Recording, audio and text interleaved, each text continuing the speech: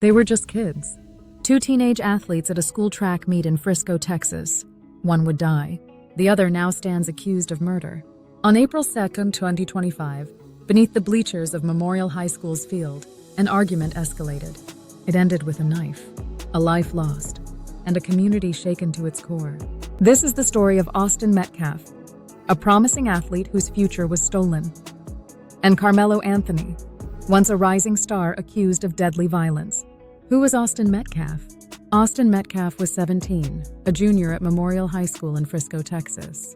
Talented, driven, and respected, he maintained a 3.97 GPA and excelled on the football and track teams. He was a leader, athletic, academically focused, admired by peers and coaches. He was also a twin. His brother Hunter was his best friend. Austin wasn't just a kid at a track meet. He was the heart of the school community. Enter Karmelo Anthony. Then there was Karmelo Anthony, also 17 at the time, a multi-sport athlete at Centennial High, with a 3.7 GPA and college prospects. They didn't know each other. Both were on opposite sidelines, friends of chance, until they collided under the stadium tent. The day it happened.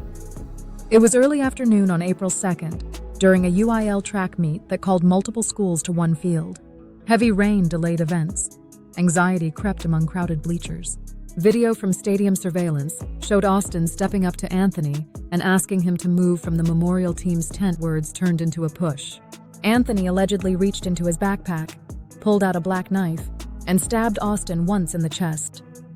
The horror happened in seconds. Austin staggered down the bleachers and collapsed into the arms of his twin brother Hunter. The aftermath, police arrived swiftly. They took Anthony into custody, and he reportedly told an officer, "I did it," and "he put his hands on me," declaring he acted in self-defense. Austin died at the scene.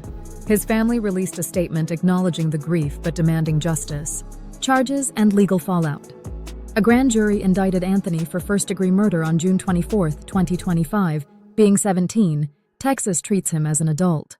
Potential sentence, 5 to 99 years or life, but no death penalty or life without parole due to his minor status. Bond initially set at $1 million, later reduced to $250,000. He was released to house arrest with an ankle monitor and restrictions. Anthony's attorney emphasized self-defense and confidence the jury would see the full story. District Attorney Willis called it a serious, principle-driven case. Self-defense or murder? Anthony's defense. He was protecting himself. Austin had allegedly started the confrontation. He admitted grabbing the knife and stabbing, but only after feeling in danger. They argue the act was unprovoked and deadly. One fatal stab wound. One life ended. Witnesses describe verbal escalation, but debate remains whether stabbing was necessary or premeditated. The human cost Austin's family is shattered. His father, Jeff, spoke of unimaginable loss, stating, "It will never bring my son back." His twin Hunter witnessed his death, forever changed. The community's vigil is ongoing. His memory lives in uniforms and awards now wrapped with grief. The fundraising firestorm supporters on both sides turned to crowdfunding. Anthony's legal defense raised over $500,000 fast and set a $1.4 million goal.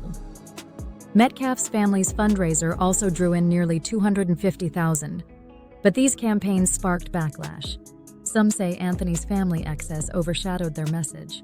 Others argue life should cost more when you stand accused.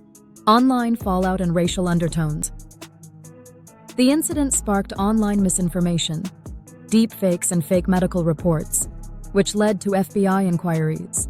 An attorney for Anthony invoked white supremacy and racial bias, urging the public to withhold judgment.